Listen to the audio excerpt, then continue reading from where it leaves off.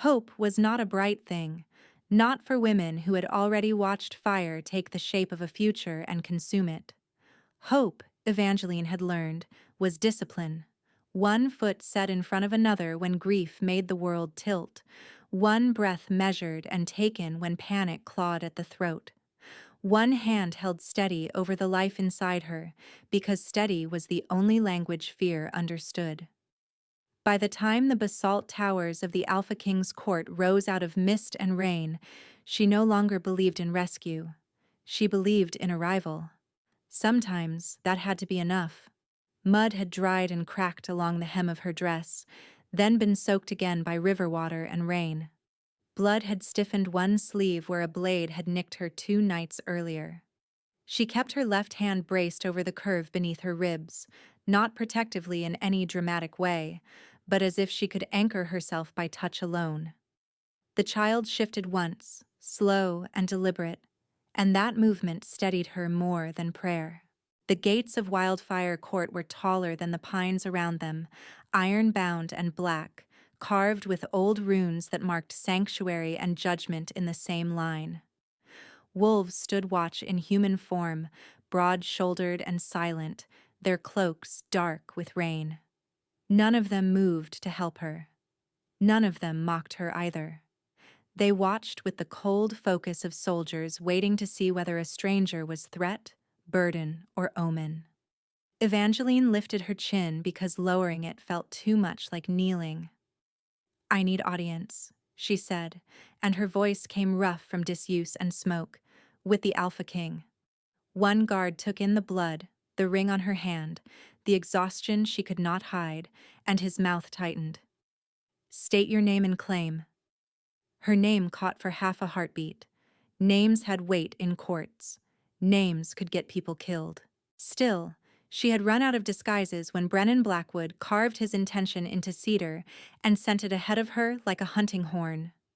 "Evangeline Ravencrest," she said. "No claim.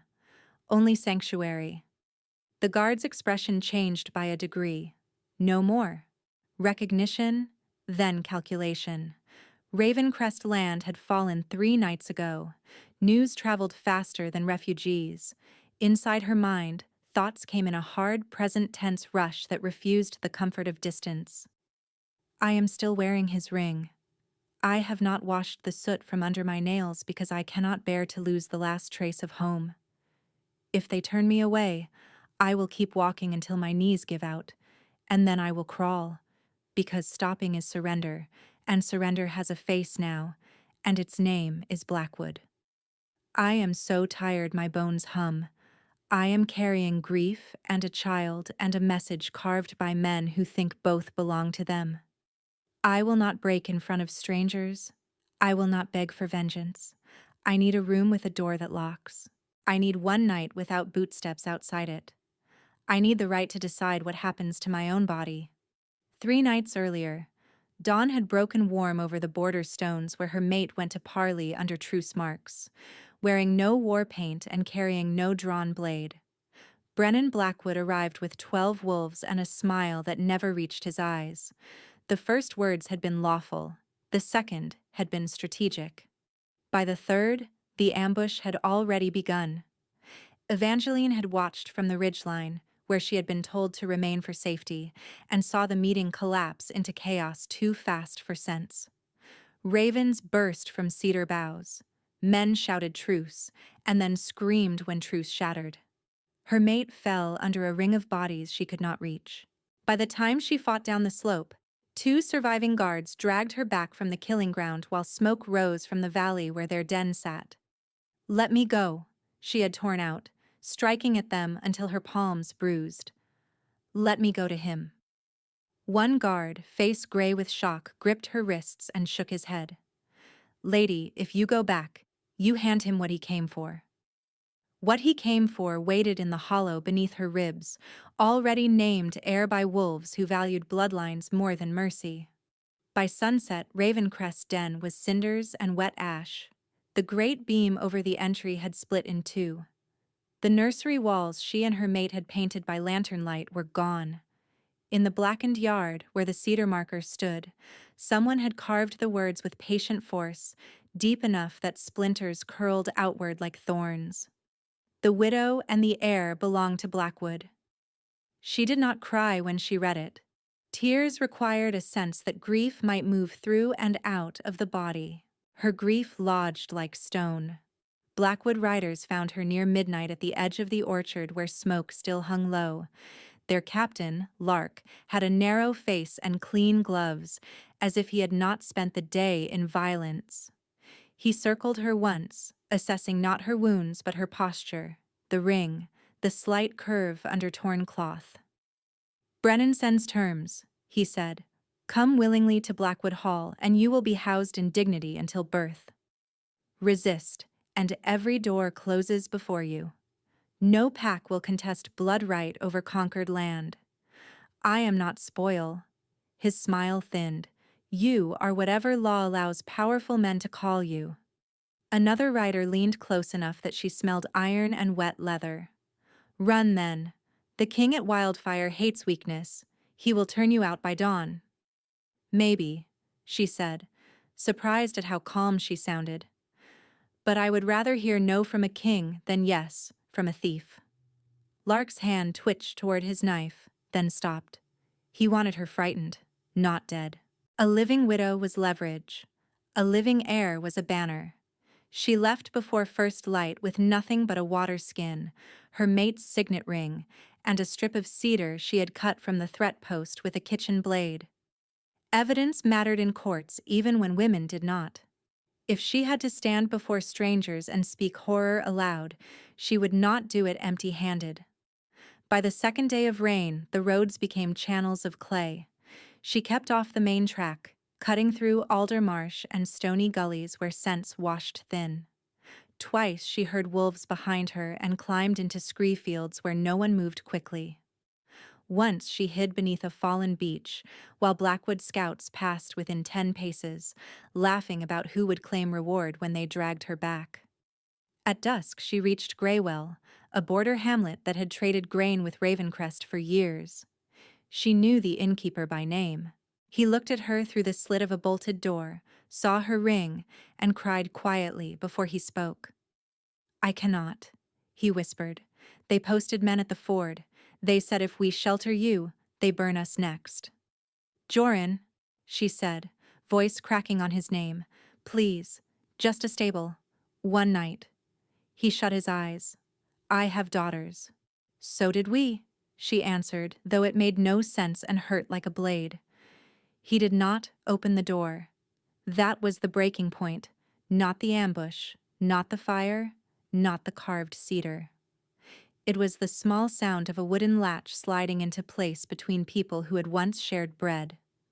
She stood in the rain and understood with frightening clarity that grief would not keep her alive, and pride would not keep her alive, and memory would not keep her alive.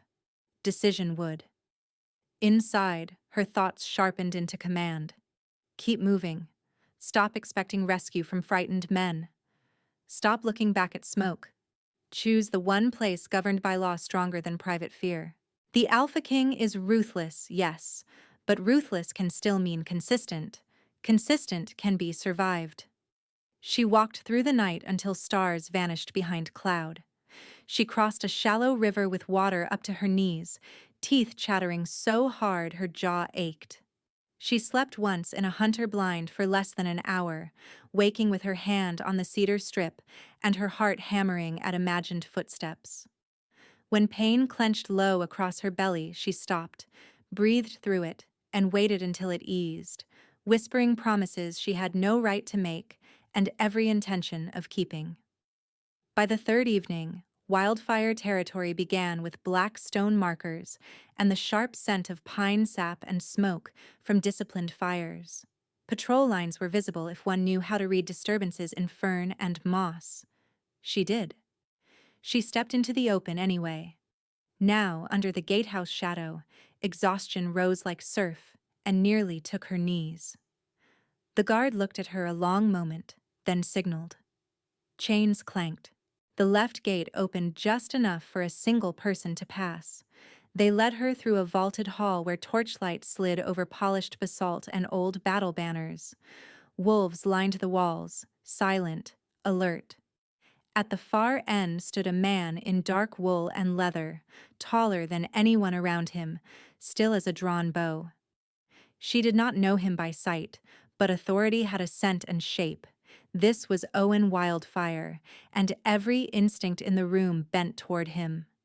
Evangeline stopped 3 paces inside the threshold because that was as far as her strength went. She kept her hand over her child, lifted her gaze to the king, and gave him the only honest thing she had left. "I ask for nothing." The hall went so quiet she could hear rain striking the high-slit windows in uneven taps, like fingers drumming on bone. No one answered her. No one even shifted their stance. Evangeline held herself upright by force and training and pride, each one fraying in real time. She had offered the only thing she could offer without tearing open in public. Nothing. Not allegiance, not vengeance, not tears. Just a boundary wrapped in a plea. The man at the far end moved first. He did not stride toward her the way conquerors did, all spectacle and weight. He came down the shallow steps from the raised stone in controlled, measured pace, as if each footfall had been negotiated with the room. Torchlight cut along the angles of his face and caught in dark hair at his temples. He wore no crown, only a black torque at his throat and a knife at each hip. Power still clung to him like heat, to metal fresh from forge. Guards who had been watching Evangeline now watched him instead, gauging his reaction with the alertness of wolves who knew their king could alter a night with one sentence. Fear rose anyway, cold and practical. Brennan had sent polite terms first and knives second. Men with titles could still call brutality law. Evangeline's fingers tightened around the cedar strip hidden in her sleeve until the rough edges bit skin. "If this goes wrong, speak clearly. If they move to take you, make them do it in front of witnesses. If you faint now, you lose the one advantage you still control, and that is your voice." She forced herself to breathe in through her nose, out through her teeth, one count at a time. The king stopped an arm's length away and looked directly at the blood on her sleeve, then at her hand spread over the curve of her belly, then at her face.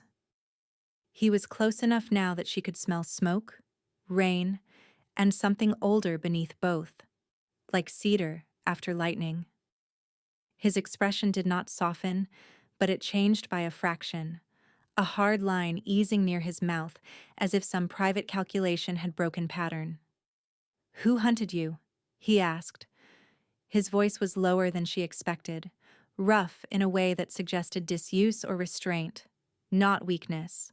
He did not ask who she belonged to. He did not ask what she could pay. "Blackwood Riders." The words scraped. "They crossed into Ravencrest under truce marks. They killed my mate at Parley, burned our den." She swallowed against the taste of smoke memory. "Then they carved their claim into cedar and sent men to collect me." A murmur moved through the chamber, sharp and brief before discipline crushed it flat. The king's jaw flexed once. "You crossed 3 territories alone," he said. "I crossed what was left to cross." A captain on her left stepped forward, broad-shouldered, scar bisecting one brow.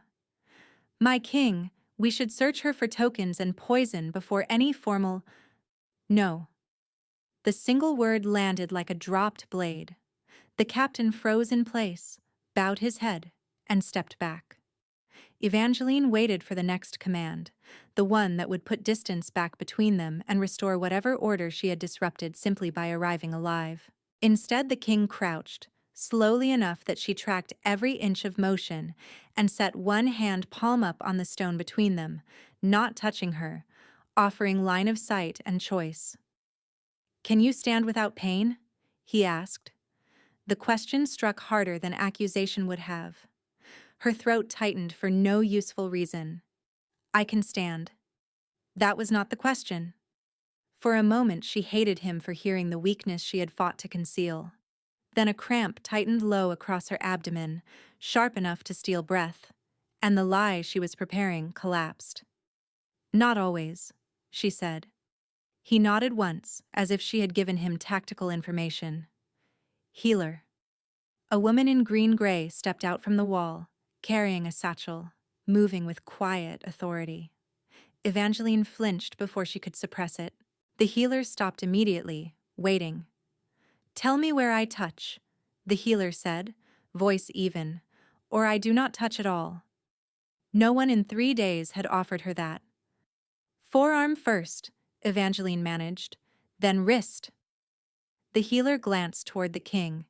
He gave no visible signal, yet she knelt where instructed, opened her empty hands in Evangeline's line of sight, and laid 2 fingers lightly along Evangeline's forearm before taking her pulse at the wrist. Respect. Procedure. No grabbing. No hurting. Wildfire Court might still reject her by dawn, but it would not strip her of bodily choice in the first 5 breaths. That alone felt dangerous, because relief could weaken vigilance. The child moved, a slow roll beneath her palm. The healer's expression shifted, assessing rhythm and tension. "Stress contractions," she murmured. "Not active labor. She needs heat, water, and stillness." Stillness sounded like myth. The king straightened, gaze never leaving Evangeline. "You have sanctuary under my roof until council review." Council review. Not a promise forever. Not sentiment. Law. She nodded because speech had become unreliable. Then it happened. A draft curled through the hall from the open gate behind her, carrying wet night and pine. The king inhaled sharply, and the sound cut through stone and torch crackle like a snapped bowstring. His pupils blew wide.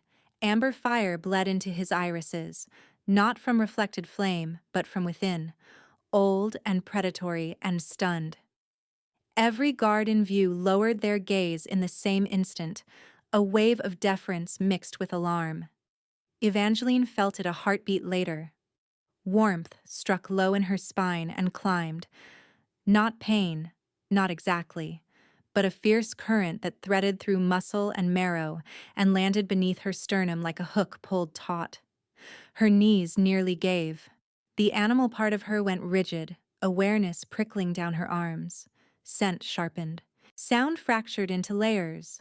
Rain at the windows, leather creak, distant hearth, the king's breath, her own pulse hammering against old grief and new hunger she had no name for. No, not now. Not him. She was standing in a king's hall with ash still under her nails and her mate's ring cutting into her skin. She was not ready for another bond, another claim, another shape of need. She was still carrying a dead man's child. She was still half smoke, half panic, held together by one promise: stay alive. But her body did not ask what she was ready for. It recognized. It reached. Heat pulsed under her skin like an answer she had never given. She wanted to step back. She wanted to step closer. She wanted the room to vanish, and she wanted witnesses to remain. She was afraid of him. She was afraid of what rose in her when he looked at her like that, as if he had found something and lost something in the same breath. The king took one involuntary step toward her, then stopped himself with visible effort. His fingers flexed at his sides. The tendons in his forearms stood out like drawn cords. When he spoke, his voice had dropped to something rougher, edged by a growl he did not permit to form fully. "Your name," he said, as if he needed certainty anchored to language. "Evangeline Ravencrest." He shut his eyes for a single beat, then opened them. The amber in his gaze deepened, ringed dark and feral. "Owen Wildfire." The exchange should have been formal. It felt like impact. A younger guard near the doorway shifted, startled enough to look up. "My king, if this is a bond sign, protocol requires—" "No one touches her." The command cracked across the chamber, force layered with possession and restraint so tightly bound they sounded like the same law. No one questions her without my leave. No one speaks claim over her in this hall. Silence answered. Evangeline could not look away from him. The pull between them tightened, subtle as thread, unbreakable as chain. She still wore another man's ring. She still tasted smoke at the back of her throat. Yet beneath grief, beneath terror, beneath exhaustion that had hollowed her to survival and little else, a low thrum built in her chest and answered him. Owen's nostrils flared as if he caught the same response. The line of his mouth softened into something like pain and wonder welded together. He lowered his head. Not submission, not dominance, a deliberate gesture halfway between oath and plea. "Sanctuary stands," he said quietly, "only for her now, though the whole room listened. By my blood and by my crown." The bond pulsed again, hot and undeniable, and Evangeline understood with cold clarity that she had come to this court asking for nothing and had just been recognized by the one man in the territories who could ruin her or remake her life with equal ease. She held his gaze as the hall waited to see which way he would turn. Owen turned first to the guards and then to the council ring, his expression returning to carved stone control even while Amber still lived in his eyes. "Captain Thorne, clear the lower corridor. Healer Nessa keeps her authority over all medical decisions. No one enters her quarters without her permission, including me." His gaze shifted back to Evangeline. "You will be housed near the east hearth, not the inner keep. Fewer stairs, 2 doors. You choose whether either is barred." The offer unsettled her more than command would have. Men who meant to control usually preferred locked rooms and kind words. Men who meant to extract usually moved quickly, while exhaustion blurred resistance. He had rank, law, and the force to bend her tonight if he wished. Instead, he gave options in front of witnesses, where he could be held to them. "I keep both doors barred," she said. "So ordered." He did not reach for her as her knees trembled. He signaled Nessa, and the healer stepped to Evangeline's side, close enough for support and far enough not to crowd her. They crossed the hall through torch shadow and old banners while whispers followed like wind through dry reeds, cut short whenever Owen's attention shifted in their direction. The chamber assigned to her had black stone walls softened by woven rush mats and a broad hearth that already carried a disciplined flame. No luxury, no display. A practical room meant for recovery, with a narrow bed, a wash basin, a heavy chair, and 2 iron latches she could test herself. Evangeline slid both into place with shaking hands. The metal struck home with a sound that settled in her bones. Nessa cleaned the cut on Evangeline's arm and pressed bitter salve into the edges. "The child's heartbeat is steady," she said after listening with a carved horn at Evangeline's belly. "Your body is exhausted and angry, which is a fair response to what you survived." Evangeline managed a humorless breath. "Angry, I understand." Nessa packed linen and tinctures onto the bedside table. "If pain builds in a rhythm, send for me. If fear builds in a rhythm, send anyway. There is no punishment here for needing witness." When Nessa left, a knock came immediately, then Owen's voice through the wood. "Do you permit entry?" She hesitated, palm on the cedar strip hidden beneath her pillow. "1 pace inside." He obeyed with almost formal precision, crossing the threshold and stopping where she had set the line. Without attendants, without ceremonial distance, he looked less like a throne and more like a tired man carrying too many decisions at once. A folded dark cloak rested over his forearm. "For the cold," he said, and set it on the chair instead of handing it directly to her. "No one patrolling this corridor carries Blackwood colors. I checked names myself." "Why?" His mouth tightened. "Because fear is rational after betrayal. You should not have to wonder whether I understand that." He moved to leave. The bond between them tightened in protest. a tug she resented for existing. Grief and instinct crashed against each other so hard she felt dizzy. Inside her mind, thought fractured into a relentless present tense litany. I am not faithless for breathing. I am not disloyal for feeling my pulse answer his. I loved one man in sunlight and work and ordinary mornings, and he was taken from me by treachery. I stand in another man's fortress with my hand over our child and a thread between my chest and a king I did not choose. I am angry at my own skin for knowing him. I am angry at fate for timing this like cruelty. I do not trust hunger when I am this tired. I do not trust comfort when it arrives in a voice built to command. But he asked permission at my door. He stopped where I told him. He left the cloak and took nothing. I breathe, and the room does not close in. King Wildfire. He looked back. Thank you for not making this harder. Something moved across his face, brief and raw. I am trying not to make your survival another battlefield. He left then, and she sat with that sentence until the fire burned low. By deep night, rain had thinned to a fine hiss against the stone. Evangeline woke with a strangled gasp, fingers fisted in blankets, pain cinching across her abdomen and into her back in fierce waves. Not labor, her mind insisted. Please, not yet. She swung her legs over the bed, but her feet barely touched the floor before dizziness pitched the room sideways. A soft knock. Not the hard rattle of urgency, just two measured taps. I heard movement, Owen said from beyond the door. May I enter, or do you want Nessa first? Enter, she whispered, then louder. Enter. He came alone, carrying a small kettle that steamed into the dim room. No guards, no page, no audience for kindness. He set the kettle by the hearth, crouched by the coals, and warmed his hands over the flame until the chill left his fingers. Only then did he move toward her. Where can I touch? He asked. She stared, pain and surprise tangling. Ankle, left. He knelt on the stone and wrapped one warm hand around her ankle exactly where she had permitted, anchoring her while the cramp passed.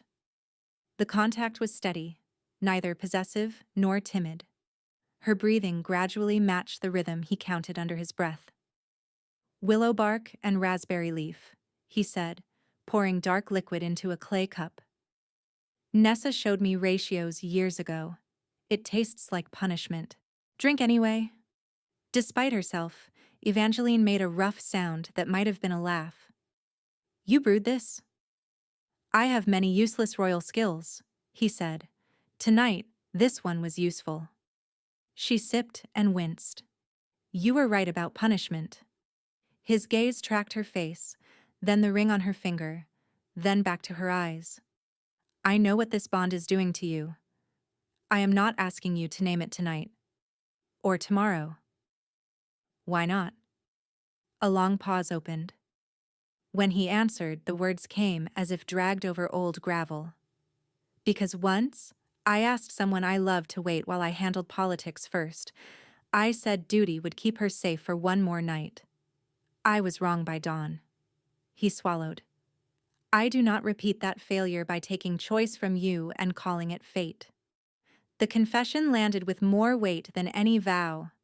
She had expected hunger from him, perhaps triumph, perhaps impatience wearing courtesy. Instead, he gave her the sharpest thing he owned, a history that made restraint costly. She set the cup down with unsteady fingers. Who was she? My younger sister. His voice thinned. She asked for escort after threats from a council faction. I sent half, kept half for negotiations, thought I could balance both. I misjudged. She died before sunrise. The fire cracked. Rain whispered. Evangeline reached for language and found none adequate. I am sorry, she said at last. So am I. He stood, creating space again. Finish the tea. If pain worsens, I fetch Nessa. If fear worsens, I stay at the door, and speak until it passes. You would do that? Yes. He moved toward the threshold. At the latch he stopped without turning. For what it is worth, Evangeline, I do not confuse recognition with entitlement. After he left, she drank the bitter tea to the dregs and slept in short, shallow stretches, yet each time she woke she heard quiet footfalls beyond the outer door, one set, patient, and wakeful. By the third night after her arrival, the clouds broke, and the moon laid silver across the assembly stones like a blade laid flat. Wildfire's moon assembly gathered in the great lower hall, where the dais rose at one end and clan benches arced around a central floor marked with old law runes. Torches burned clean. Steel gleamed at belts. Every gaze tracked Evangeline as she entered beside Nessa and took the place assigned to honored witnesses, not prisoners. Still, whispers moved through the ranks, low and carrying. War spoil. Blackwood's claim wrapped in grief. Useful womb, dangerous precedent. Each word struck her skin and lodged. She kept her spine straight, palms open at her sides so no one could say she cowered or reached for a blade. Owen sat the high seat in dark ceremonial leathers, expression unreadable. For one strained moment she thought he would let it pass in the name of order. Then Counselor Marrow, gray-braided and smiling thinly, rose and said plainly, "My king, if every conquered widow can walk in and demand sanctuary, we invite endless dispute. This one came from contested land. She is spoil by conquest custom, however tragic." Owen stood. He descended every step from the dais until he stood on the same stone level as Evangeline, shoulder to shoulder but not touching. His aura pressed outward, not unleashed but unmistakable, a pressure that made torch flames lean. "Repeat it," he said to Marrow. At floor level, looking at her. Marrow faltered. "My king, I meant only legal clarity."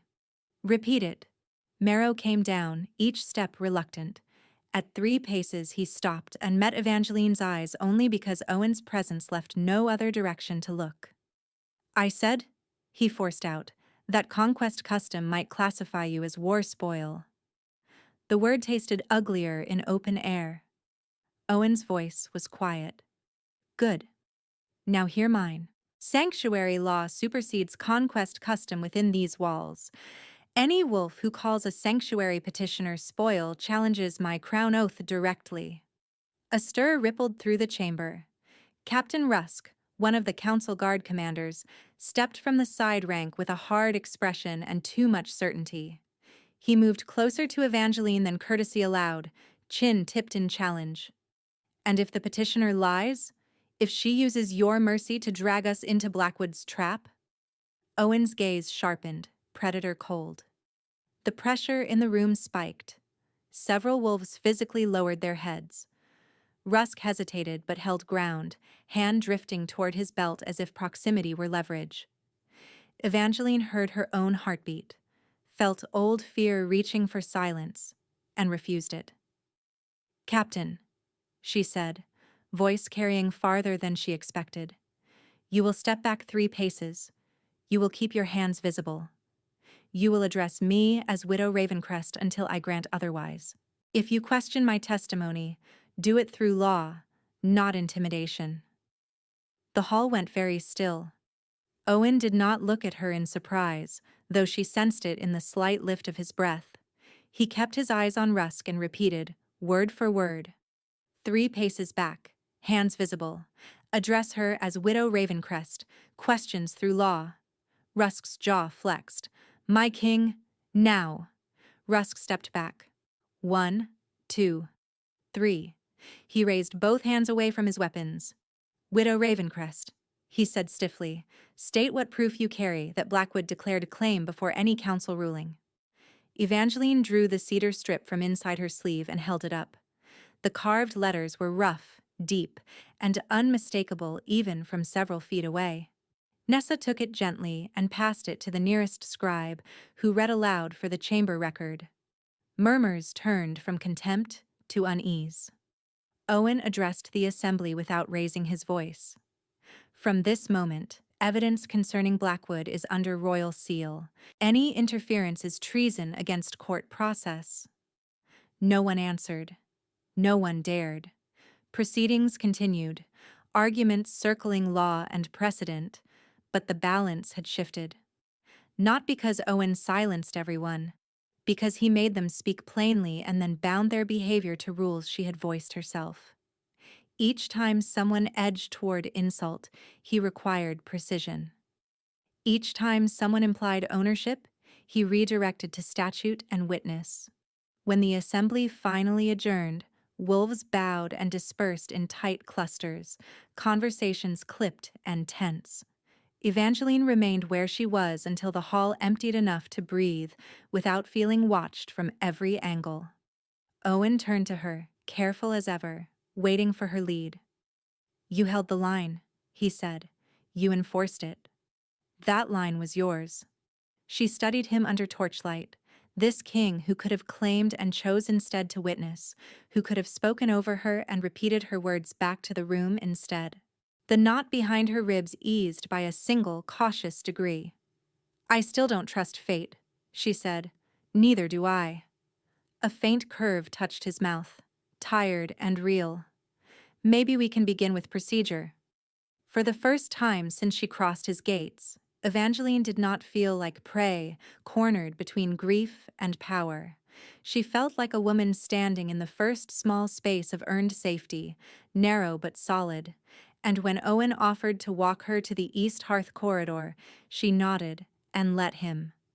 They had gone only as far as the first bend in the corridor when a court runner appeared at full sprint, rainwater still shining on his cloak, a wax-sealed tube clutched in both hands as if it might burn him.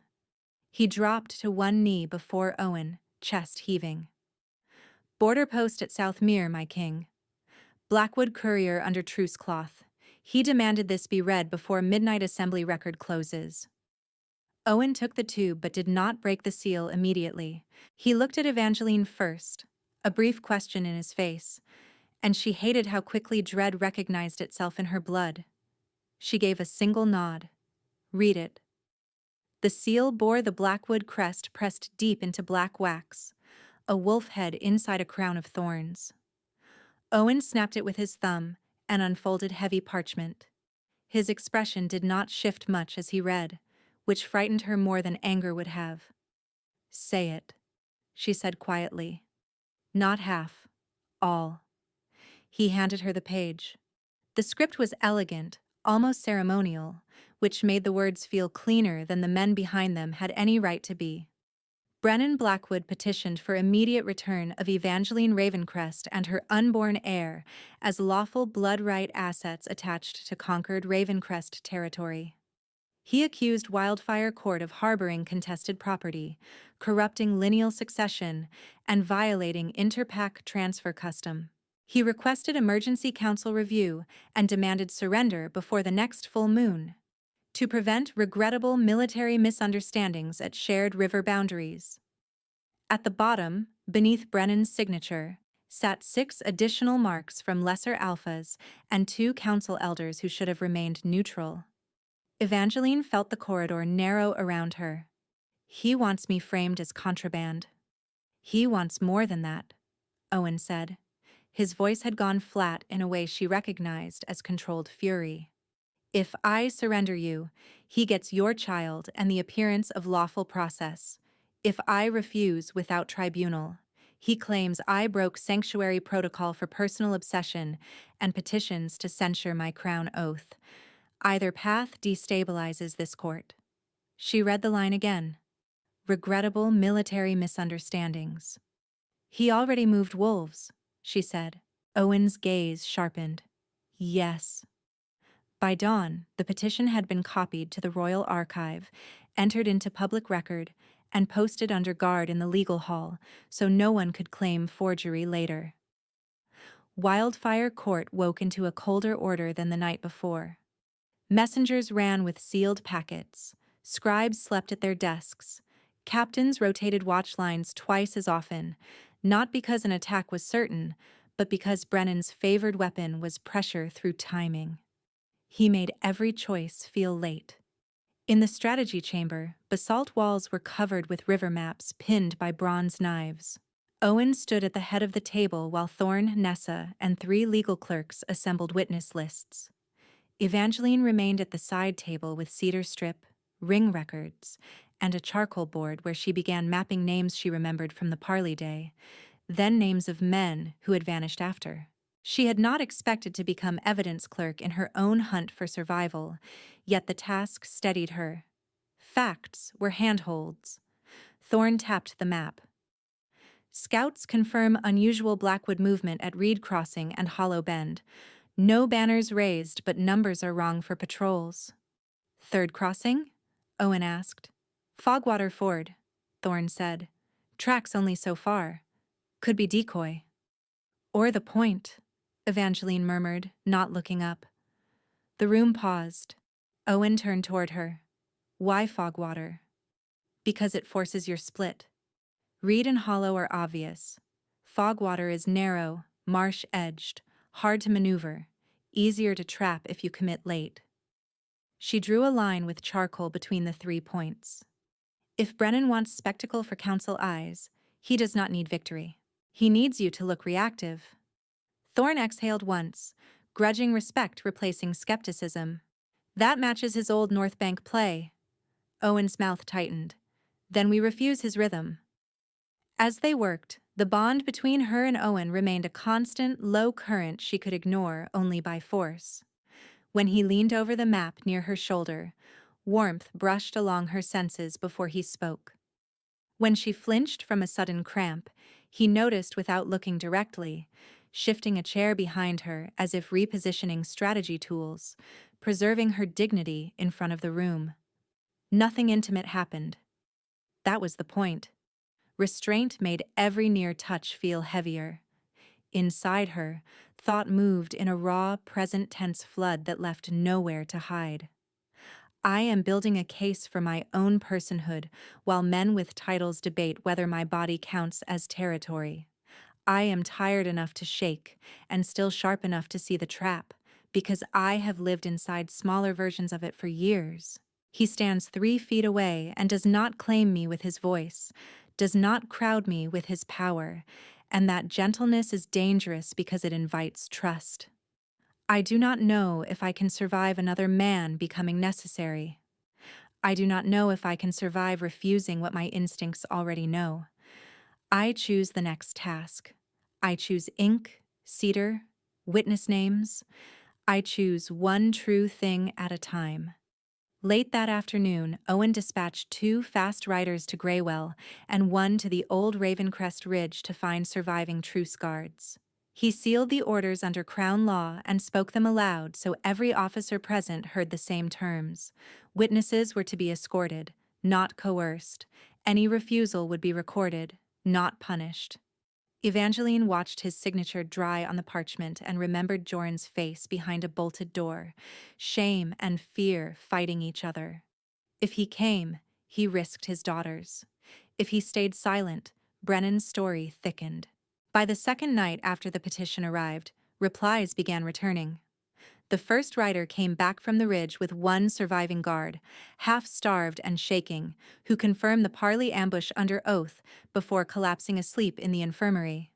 The second report cut deeper. Graywell's inn stood open but emptied. Joran and his family had been removed before dawn by Blackwood men for protective questioning, according to neighbors too frightened to say more. No bodies, no certainty, just absence shaped like a warning. Evangeline stood very still while Thorne read the message. He's erasing voices, she said. He is curating the tribunal, Owen answered, and he expects us to panic. She faced him across the strategy table. What if I appear first, publicly, on the record before he controls the room? The idea landed with force. Thorne began objecting at once, citing risk, pregnancy, and precedent. Nessa added medical caution in a tight voice. Owen said nothing for several seconds, studying Evangeline as if weighing steel for hidden cracks. Finally he spoke. If you step into open process, he will provoke you physically or verbally to force error. He needs you unstable. He already assumes I am movable, she said. Let him be wrong where everyone can see it. That night, long after the council chamber emptied, she could not sleep. The child shifted high beneath her ribs, not distressed, simply wakeful, and the old fear returned in quieter clothes. She rose, wrapped Owen's dark cloak over her shoulders, and opened the inner door by one latch width for air. Owen stood in the corridor exactly where he had promised he would be on restless nights, back against stone, arms folded, eyes alert in low torchlight. He straightened when he saw her, but did not cross the threshold. "Pain?" he asked. "Not that kind." She hesitated. "Talk to me anyway." He inclined his head and remained outside, voice low to avoid carrying. They spoke for several minutes about procedural details, witness sequencing, old right language, practical things, safer things. Then silence stretched, full, but not strained. "When this is over," he said, "I want a court where sanctuary does not depend on whether a king happens to be decent that year." The words startled her. "You're drafting reform now." "I have wanted it for years. You made delay indefensible." A faint smile tugged at her despite the hour. "That may be the most romantic sentence ever spoken to me." His answering look held brief, surprised warmth. "Good. I was afraid it was unbearably bureaucratic." For 30 heartbeats, tension loosened. Then a horn sounded from the outer wall, sharp and urgent, followed by a second blast from farther north. Owen was moving before the echo died. "Inside. Bar both," he ordered, already striding toward the stair. She obeyed, hands unsteady on the latches. Voices rose in the corridor, boots hitting stone in organized waves. Through the narrow slit window she could see torch lines shifting along the lower yard and, beyond the wall, distant signal fires blinking at intervals that matched no wildfire pattern. 3 short. 1 long. 3 short. Thorne appeared at her door 10 minutes later, face hard. "Report from scouts. Blackwood forces visible at Reed Crossing and Hollow Bend under dimmed banners. Fogwater Patrol engaged shadow movement but no full contact yet." "Find and bind," she said. "Yes." "And the petition deadline?" "Moved up," Thorne said grimly. "New courier at the gate. Brennan invokes emergency council authority. Demands preliminary transfer hearing at moonrise tomorrow, not next full moon." He handed her a smaller parchment, recently delivered, still damp from mist. It contained a single additional line in Brennan's hand beneath legal phrasing. "A widow who refuses rightful protection, refuses peace for her child." Her stomach turned, not because the threat was new, but because it was calibrated to sound protective while promising control.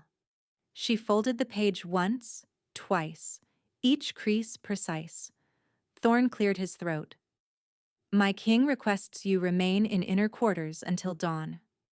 Evangeline met his gaze. "Tell your king I will come to strategy at dawn. If Brennan accelerates, so do we." Thorne gave a stiff nod and left. By first light, the whole court carried the brittle energy of a storm front. Owen convened war council and legal council in the same chamber, a rare move that admitted the truth none of them wanted. This was no longer a matter that could be solved by blades or statutes alone. It required both at once. Midway through the meeting, a gate marshal entered without waiting for full permission, an etiquette breach so stark everyone turned. "Truce envoy inside outer hall," he said. "Blackwood colors hidden under white cloth. Claims personal message for Widow Ravencrest, to be delivered by hand under witness." "Denied," Thorne snapped. Evangeline stood. "Accepted under witness. In this room." Owen's eyes locked on hers and the pull between them flared. Not hunger this time, but shared recognition of risk. He gave one curt nod. "Bring the envoy. Search for blades, powders, and concealed marks. 2 witnesses on each side. The envoy was young, too well groomed for field work, fear sweating through expensive soap. He kept his gaze fixed above Evangeline's shoulder as if direct eye contact might contaminate him. A marshal searched him thoroughly and produced no weapon. Only a folded card sealed with black wax. The envoy held it out with both hands. From Alpha Brennan, verbal line to accompany written content. If Widow Ravencrest appears tomorrow unescorted and acknowledges blood right arbitration, hostilities at the crossings pause pending council vote. If she refuses, crossings become active and consequences are upon her conscience. No one breathed for a beat. Evangeline took the card. Inside, in Brennan's crisp hand, one sentence. Come quietly, and I will be merciful when the king falls. The chamber erupted in controlled outrage, captains speaking over one another, legal clerks citing coercion clauses, Thorne demanding detention of the envoy. Owen raised a hand and silence slammed back into place. Envoy returns unharmed, Owen said, each word edged. He repeats our reply exactly. Wildfire rejects extortion framed as law. Hostile positioning at crossings is entered into tribunal record as bad faith coercion. The envoy swallowed hard. I will carry the words. He was escorted out. For a long moment, no one moved. Then the third horn of the morning sounded from the east wall, deeper than the others, followed by the pounding rhythm of alarm drums. A scout burst through the chamber doors, mud to his knees, eyes wide. Fogwater Ford confirmed hostile push, not raiding numbers, war line depth. And Blackwood riders struck the Courier Road behind us. We are cut from the Southern Council route unless we break through by nightfall. The map table seemed to tilt under Evangeline's hands. Brennan had done exactly what she predicted and faster than anyone hoped. 3 crossings threatened. Tribunal accelerated. Witnesses disappearing. Communications severed. Owen stepped beside her, close enough that she felt the heat of him, not touching. Voice low for her alone amid the rising clamor. This is the critical turn, he said. If we misstep now, he writes the story for all of us. Evangeline lifted her chin, cedar evidence in one hand, Brennan's threat in the other, and answered through the drums shaking the stone. Then we stop surviving his moves and force him into ours. Owen held her gaze for one hard beat, then turned to the chamber with a king's voice that carried over drums and fear alike. We invoke old right, trial by truth under full moon. Open circle, witnessed by war council and legal council together. Send heralds to all 3 crossings with identical summons. If Blackwood refuses, refusal is entered as admission of bad faith and forfeiture of blood right petition. Silence hit, then fractured. Clerks began shouting for tablets. Thorne barked deployment orders.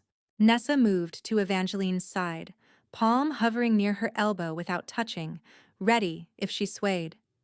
Rusk, still stiff from the boundaries she had forced days earlier, snapped 2 fingers for runners and did not argue this time. Marrow did. My king, old right requires voluntary presence of the claimant and the wronged party. She is carrying an heir. Exposure is reckless and... Evangeline stepped forward before Owen answered. Write this exactly. I, Evangeline Ravencrest, wronged widow under sanctuary, call trial by truth and stand in person. I waive seclusion. Marrow stared at her as if she had struck him. You cannot know what that circle invites. I know exactly what staying hidden invites. Owen did not interrupt. That mattered more than any declaration. Within minutes, the court became movement and metal. Couriers rode for the crossings under white truce strips stamped with crown seal. The western bells rang 6 times, the old legal signal that military and tribunal authority had merged for a single hearing.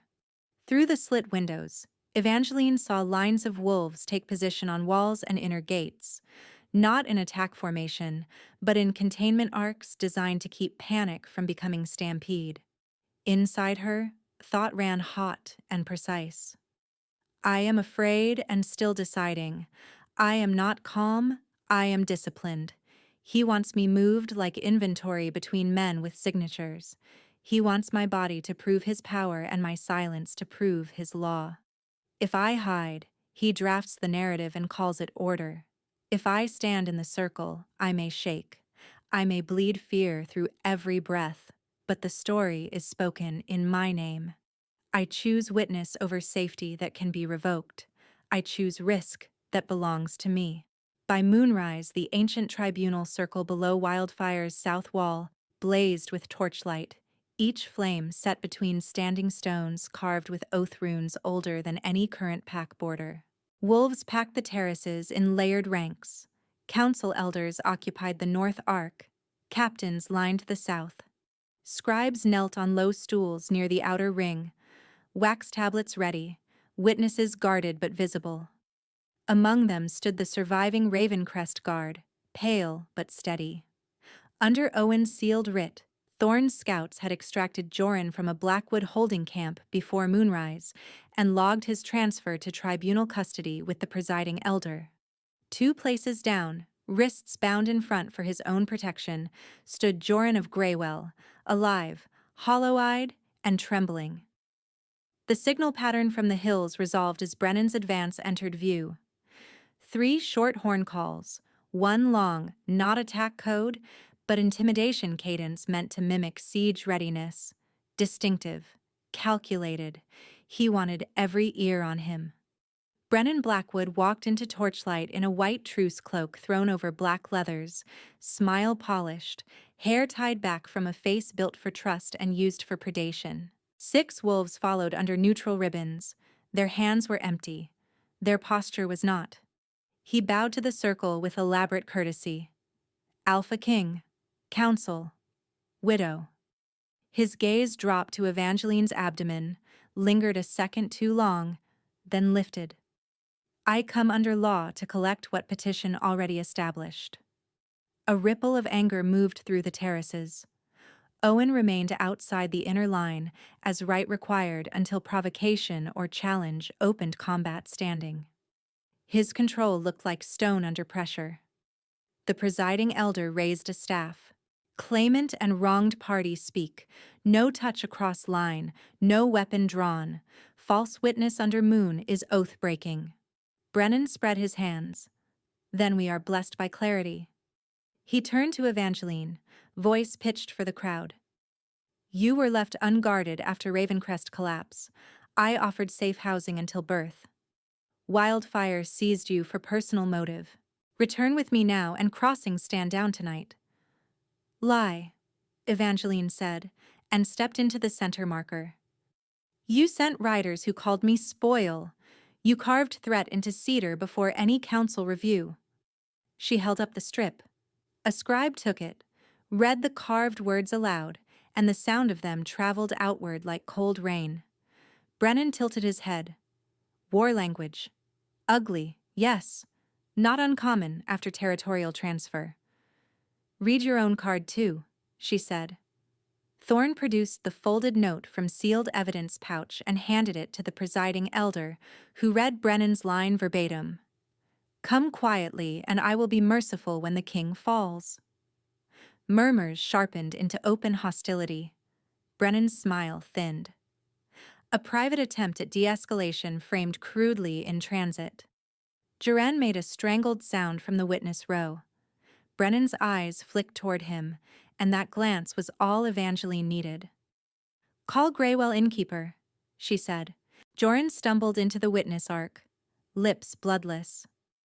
They took my family to hold me quiet, he said, voice shaking but audible. Blackwood men. They told me to say she begged for transfer. She did not. She asked only shelter. I refused, and they used that refusal to track her trail. He swallowed hard. I signed nothing. They forged my mark. Brennan's control cracked for a fraction. A frightened innkeeper does not override conquest custom. Evangeline turned to the terraces so every rank could see her face. My mate died under truce marks. Your claws did that work with silver toxin you hid against right. You call me transfer because murder sounds cleaner when paperwork follows it. The words landed. Brennan's wolves shifted weight. Two captains on the South Ark moved a half step toward blades and stopped at Owen's lifted fingers. Then Brennan abandoned polish. He crossed the line. It happened fast and in full view. One stride, hand shooting for Evangeline's arm, thumb angled toward the base of her throat, where an unauthorized claiming mark would carry symbolic force before witnesses could untangle legality. Gasps broke across stone. The presiding elder shouted violation. Owen moved, but Wright still bound his entry for a heartbeat that felt endless. Evangeline did not wait. Heat slammed through her limbs, fierce and old, as if a locked gate inside her chest gave way. Awareness sharpened to knife edge. Her nails lengthened into short, pale claws. Canines pressed down behind her lip. A low resonance built under her sternum and surged outward in a bright silver arc that burst from her skin like stormlight. Brennan's hand hit that force and recoiled as if from a forge. He staggered back 2 steps, cloak smoking at the edge, expression finally stripped to naked shock. She held her ground on the center mark, breath ragged, shoulders squared. You touch me again and lose the hand. The circle erupted. Wolves shouted. Elders pounded staffs for order. Owen crossed the boundary at last, legal now that Brennan had broken touch law, and the temperature of the whole gathering seemed to drop. Challenge, Owen said, voice lethal calm. King's right, single combat. Brennan wiped his mouth, eyes feral. Accepted. Evangeline lifted her chin. As wronged widow, she had one binding right left before blades decided everything. Terms are mine to name. No execution until confession entered. Fight ends at pin or surrender.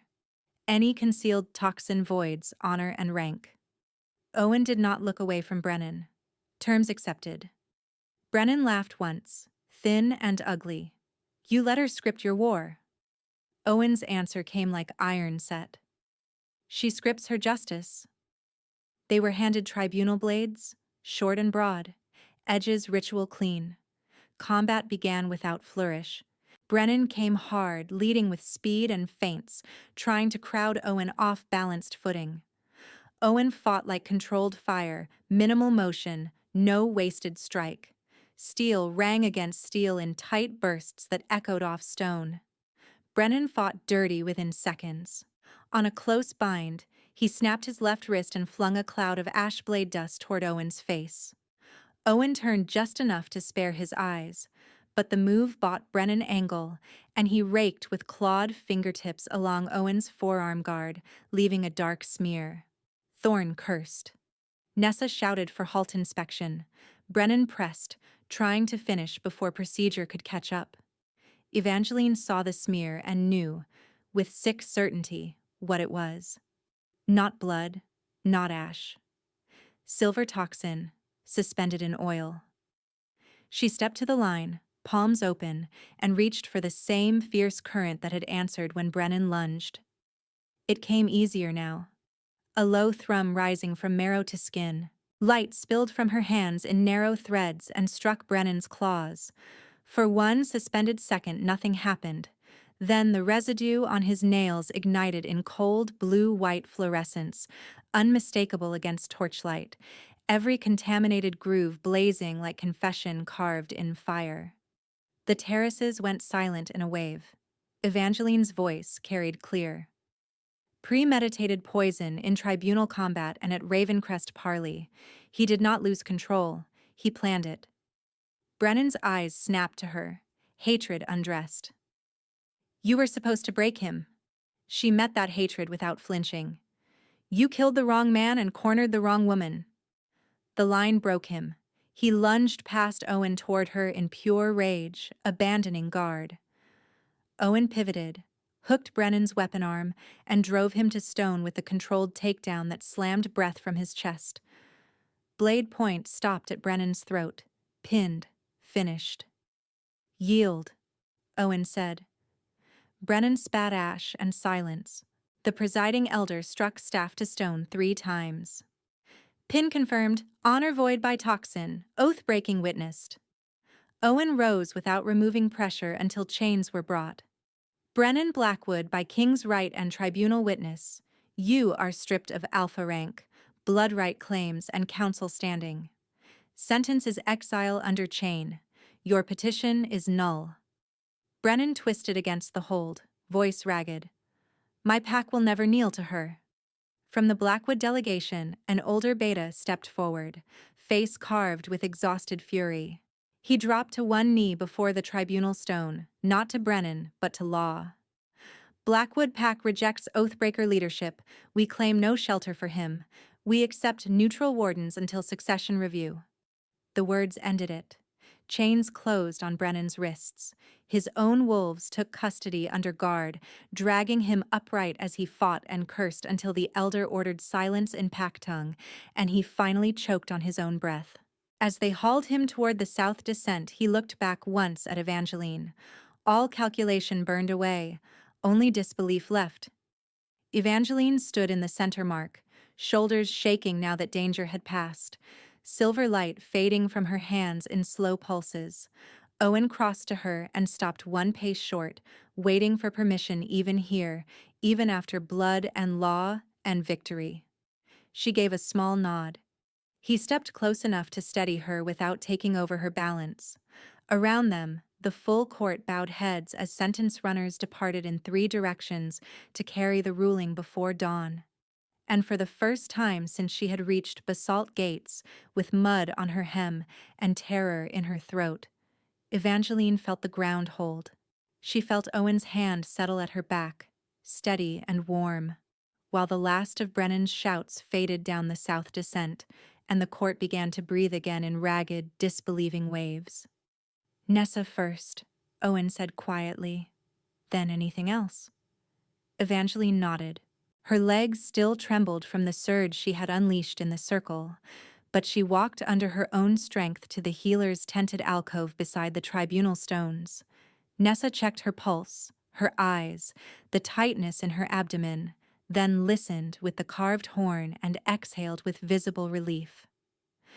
Child is strong, Nessa said. You are overdrawn and running on will, which is not a sustainable medical plan, though you wield it impressively. A frayed laugh escaped Evangeline. Noted. When Nessa stepped back, Owen remained at the entrance, waiting for permission to come closer as if they were still at that first door. Moonlight silvered the edges of his face. The cut on his forearm had already been flushed and wrapped, the cloth stark against dark leather. His control held, but she could feel the beat of him through the bond, fast and fierce. May I speak with you alone? He asked. She looked to Nessa, then Thorn standing guard beyond the rune line. Both withdrew to give distance without abandoning watch. The night smelled of torch oil, crushed grass, and rain, cooling on stone. Owen stopped 1 pace away. What happened in the circle changed legal standing. It does not remove your choice. His voice lowered further. I want to complete the bond. I have wanted it from the moment I knew you were mine to protect, but I will not take 1 step unless you ask for it. Her fingers found the ring still on her hand. For a heartbeat, grief rose sharp as smoke. She closed her hand around the metal, honoring what had been, then opened it again. I loved my mate, she said. That does not end because I survived him. It does not stain what this is either. Owen's throat worked once, rough with emotion he did not hide. I know. She moved closer, lifted his wrapped forearm, and rested her palm over his racing pulse at the wrist. I want this, she whispered. Not because law requires it, because I choose you. His eyes closed briefly, relief and reverence crossing his face in the same breath. Then I need to ask once more where witnesses can hear it. Consent belongs in the record. They returned to the center stone. The terraces had not emptied. Wolves waited in taut, stunned silence while scribes prepared final entries. Owen faced the court, then turned to her where all could see. Evangeline Ravencrest, he said, each word precise. Under king's right and moon witness, do you consent to claiming and mutual mark as my recognized mate and co-ruler? She heard the scratch of stylus on wax, the wind through pines, her own heartbeat settling into purpose. Yes, I consent. The presiding elder struck staff once. Recorded. Owen stepped before her and gave her one last opening to withdraw, hands open at his sides. She tipped her chin in answer. When he touched her, he did it exactly as promised. One hand bracing lightly at her upper back, the other cupping her jaw. No force, no haste. His mouth found the juncture of her neck and shoulder, and the bite came clean and controlled. Pressure first, then the sharp split of skin, pain bright enough to pull a gasp from her chest. The pain did not stay pain. Heat unfurled from the mark in widening rings, flooding through her collarbones, down her spine, into the low cradle of her belly where her child shifted once as if answering. The bond opened like a locked gate giving way, and what poured through was not hunger alone but recognition without fear. His vow to guard, his grief for the sister he lost, his disciplined rage, his steadiness at her door, the way he had repeated her boundary word for word to a hall that expected silence from her. She felt it all, and offered back her own current in return. Ash and survival, the carved cedar in her sleeve, refusal at Greywell, the moment she chose witness over hiding, the fierce love for the life beneath her ribs. His breath shuddered against her throat. Mine, he murmured, not possession as theft, but belonging as promise. She touched the side of his neck, grounding them both. Yours. The elder's voice came from far away, ceremonial and calm. Mutual mark remains. Owen drew back just enough for her to see the amber in his irises deepen, wolf and man perfectly aligned. He turned his body, exposing the heartline beneath his collar where pulse struck hard against skin. Your choice, he said, voice raw now. Always. Evangeline placed her palm over his chest, felt the thunder of him, then bared her own fangs and bit over his heartline. His breath broke on a low sound that was almost a growl and almost prayer. She tasted salt and heat, felt the answering surge race through him into her. Circuit completed. Two currents settling into one steady rhythm that no longer fought itself. Mate, he whispered. Mate, she answered. The runes around the tribunal stones gave off a faint lunar glow, old law acknowledging new bond. Somewhere in the terraces, a wolf gave a single clear howl, then another answered, then the sound spread until the whole court carried it, not as war cry, but recognition. Owen gathered her in, careful of her mark, and she let herself lean into him for the first time without flinching from what it meant. He held her until the tremors left her hands. By dawn, the great hall had been reset from battlefield tribunal to oath chamber. No banners of conquest hung there, only the black and silver standards of crown law and sanctuary. Scribes laid out the evidentiary table in plain sight. The cedar strip with Brennan's carved threat, his coercive card, the blood right petition with 6 supporting marks, the confiscated claw sheaths lit by Evangeline's magic, and the scout reports documenting the 3 short, 1 long intimidation cadence at the crossings. Each item was read, sealed, and entered into permanent archive. Nothing vanished into private drawers. Thorne presented the military accord first. Blackwood border packs are reassigned to neutral wardens pending succession trials. Crossing garrisons reduced to treaty numbers by sunset under joint inspection. Marrow, pale and sleepless, stepped forward without being called. I accepted gifts from Blackwood envoys to prioritize his petition, he said hoarsely. I did not believe murder until last night. Belief is irrelevant. I resign my council seat and submit to sanction. Owen looked to Evangeline. She answered before he could. Sanction stands. Also restitution. You will fund sanctuary houses at Southmere and Greywell for 5 years under Nessa's oversight.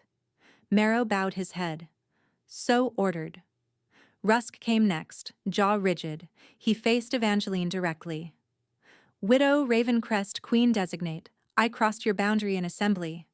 I was wrong. He set his captain's torque on the floor between them. I submit rank review. She studied him a long moment. Keep your rank. Earn it by training every guard under you in sanctuary protocol with witness language. Start today. Yes, my queen. At the rear doors, Joran entered with his wife and daughters under crown escort, shaken but unharmed. He saw Evangeline and wept openly this time. They are safe because you refused to disappear, he said. The surviving Ravencrest guard, arm in sling, gave formal testimony on the Parley ambush and accepted command of the new neutral watch at Fogwater Ford, where no single pack would again control both road and record. Then came installation. The presiding elder placed moonsilver at Evangeline's shoulders, not a decorative chain but the regent torque, worn by those who held legal authority over healing halls, succession rights, and sanctuary enforcement. Owen knelt first and swore before court and witness. I rule beside you, never over you. She answered with her own oath, hand over the bond mark at her neck. I guard this realm's vulnerable as fiercely as its borders. Their marriage by pack law was sealed with joined blood on the oath stone, and the court's assent rising like thunder. 3 weeks later, in the East Hearth chamber she had once barred with shaking hands, labor came in earnest under Nessa's steady direction and Owen's unflinching presence at her side. He counted her breaths when pain crested, let her crush his hand without complaint, and spoke her name like a rope she could hold. At sunrise, their child arrived wailing and strong, wrapped and placed against Evangeline's chest while tears ran freely down both their faces. That evening, as light turned the basalt walls honey gold, found family filled the room in quiet shifts. Nessa with broth and stern instructions. Thorn pretending not to smile, Joran's eldest daughter delivering stitched blankets from Greywell women now under crown protection, the Ravencrest guard standing watch at the door, by choice, not order. Evangeline rested against Owen, their marks warm and calm, their child asleep between their heartbeats. She had come to this court asking for nothing. In the end, she was mated, marked, married, crowned, and home.